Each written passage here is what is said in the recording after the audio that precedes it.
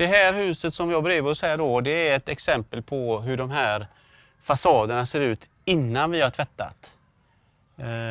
Fullt med lava, alger. Nu när vi har tittat på detta först så tar vi och tar en promenad och tittar på en fasad som är behandlad och tvättad med softwash. Den här gården då lite längre ifrån har vi tvättat. Gjort en behandling på 2 gånger. Och resultatet på den är ju häpnadsväckande bra.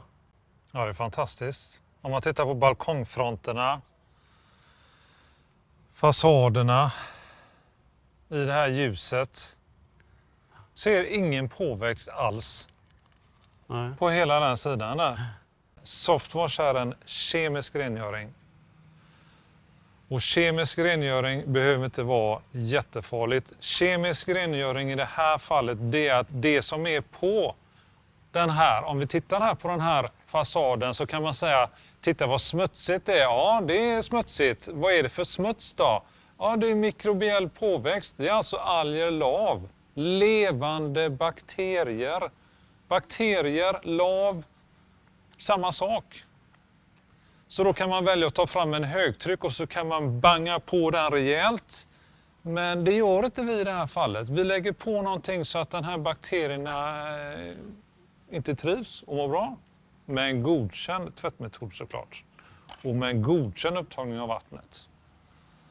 Så allting är by the book. Risken med högtryck är att du blåser bort ytan på fasaden och på balkongerna och det vill man ju inte. Den ska vara precis som den var innan fast ren. Kunden här är ju jättenöjd med att vi inte använder högtryck. Det vill ju inte de.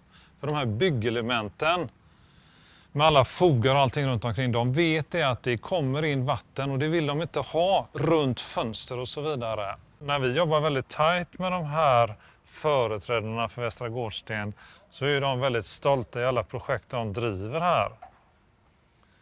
Och då är ju trivsel, alltså förutom det uppenbara som säkerhet och sådana faktorer, men trivsel. Och när jag drar drönaren runt här som vi kan se så ser man ju området med alla planteringarna, alla rabattkanter. Kanske inte gräset är klippt idag, men alltså det är fantastiska färger. Det är grymt. Jag har gjort ett upplyft på hela området här i Västra Gårdsten. Och de boende uppskattar ju detta enormt mycket. De vill ju ha rent.